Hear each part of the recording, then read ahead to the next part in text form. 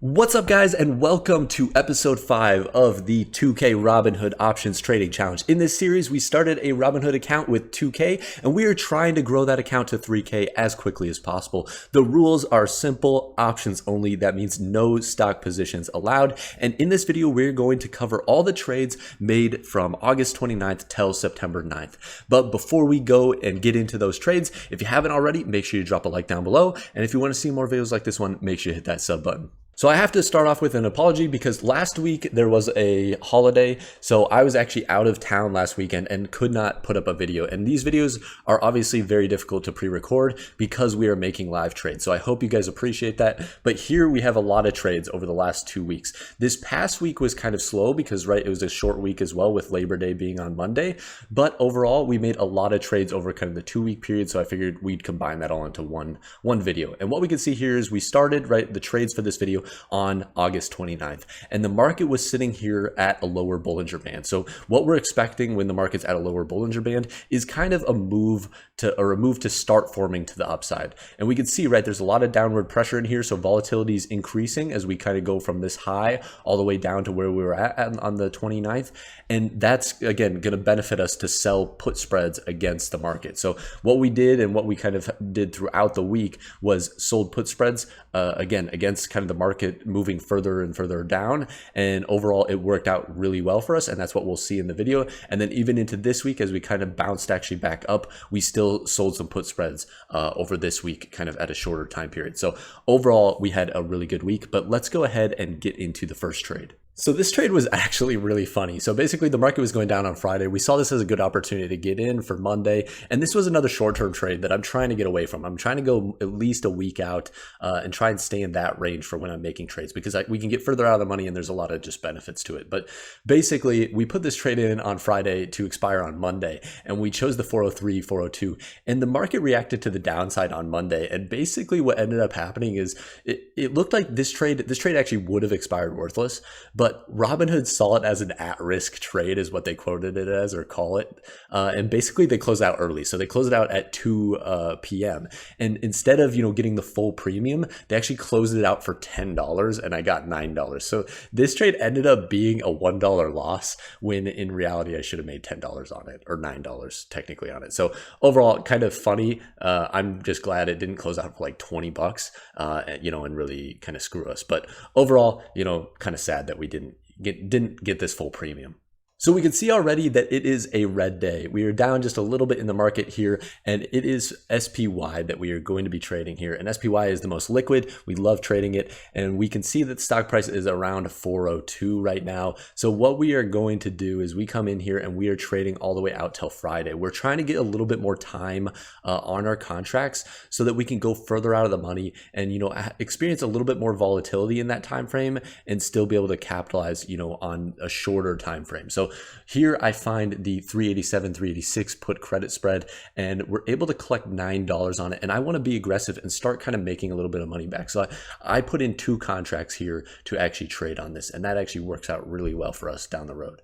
So again, on Tuesday, the market reacted to the downside. You can see here already in the morning, we were down 1% on the SPY. And overall, that is a great time to trade put credit spreads because you can go further out of the money. So we even were able to get lower than we got previously on Monday. So we went down here to 385, 384, and we were able to collect the same amount of premium as we were able to collect on Monday for even further out of the money put credit spread. So here we are able to collect $9, and we only did 1 contract. I didn't want to be too aggressive, especially with the market reacting and going to the downside. I just wanted to, play it a little bit more safe. So there you can see we got the fill for $9.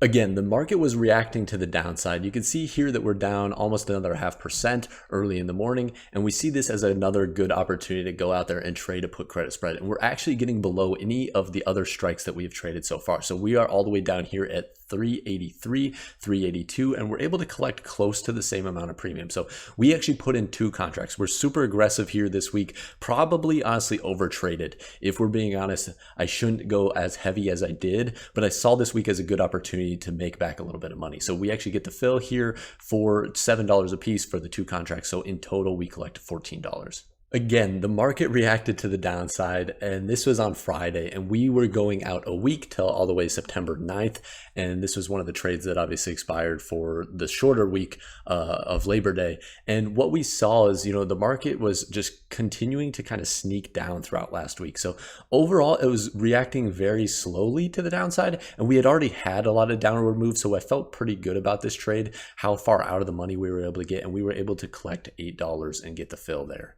Really, this past 2 weeks was the perfect time to trade in the market because what we had is a slow bleed off continuing in the market. Here again today, you could see that the market was down and we made the trade and we were able to get all the way down here to 375, 374 and actually get a fill. And overall, the market reacted very slowly last week to the downside and then kind of spiked up into actually Labor Day week. And overall, that's exactly what you want when you're trading put credit spreads, because if the market's reacting slowly to the downside, right, you make money. If it bounces back to the upside, you still make money. So here you can see the fill for $7. Here we have the spreadsheet where we track all of our trades. So we can see week 1, week 2, week 3, week 4, and then down here in blue, I've highlighted week 5. One thing to remember is we have this Google debit spread, and then we have this SoFi debit spread. And right now, the Google one is actually down in the out of the money, and then the SoFi, I believe, is slightly in the money. We'll take a look at that here on the Robinhood count itself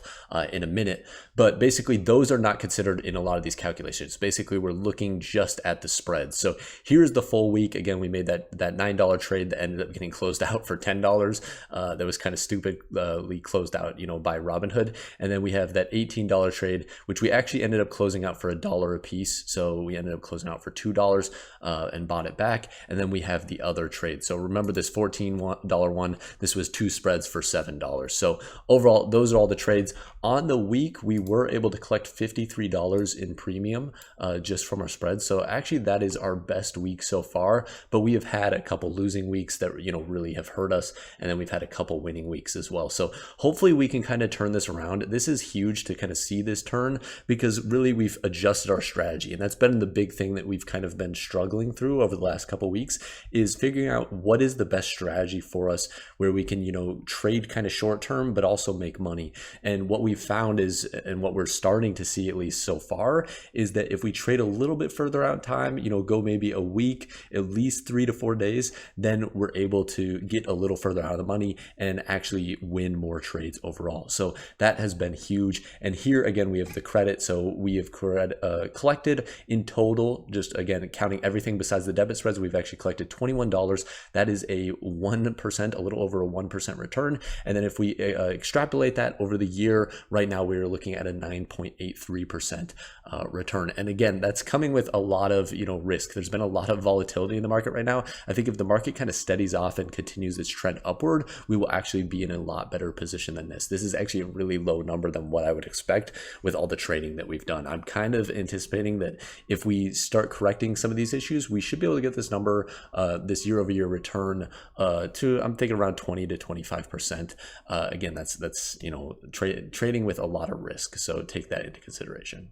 Let's finish off by actually looking at the Robinhood account itself. So here you can see that we are at $2,004.36. That actually puts us down all time. So if we go out to all time, we are actually down $1.55. If you remember from the first episode, we actually were awarded like $5.85 or something of NVIDIA shares. So that is why we're actually down a little bit, right? You can see that we're down that $1.55, but it's been a lot of volatility. You can see, we had a lot of, down weeks where we reacted to the downside and then spent a lot of time trying to recover just to make another trade that, resulted in us going back down. So overall, it feels really good to, be on this upward trend, a little bit more consistent than what we've seen over the last couple of weeks. And again, I think a lot of that has to do with going out a little bit further in time. One thing to note is, again, over here, we have one spread. So this will be featured in next week's video. So again, I'm trying to make those trades a little bit further out. So I traded on Friday, just yesterday. I traded a spread. I think it was for like $8, and basically we've collected $2 on it. So that's positive there. So that's one thing to consider, in this total here, is that we are considering a trade for next week. And then also Google and SoFi. So these are the two trades that we have. Again, the SoFi one, like you saw in the spreadsheet, I think we actually bought this for $54. So we're up, maybe $5 on that one. And then the Google one, we're actually down quite a bit. I think we bought it for around 112. And you can see we're down about $30 on that. So overall, these hopefully the market kind of keeps reacting to the upside. We can see that Google has been going up, but we needed to get back to around that 120 mark for us to actually start seeing a lot of positivity out of this debit spread. So hopefully we can see that and get a big upward move and kind of continue our trend in the upward direction. So overall, I hope you enjoyed the video. If you did, make sure you drop a like down below, and if you want to see more videos like this one, make sure you hit that sub button. And as always, guys, have a wonderful rest of your day.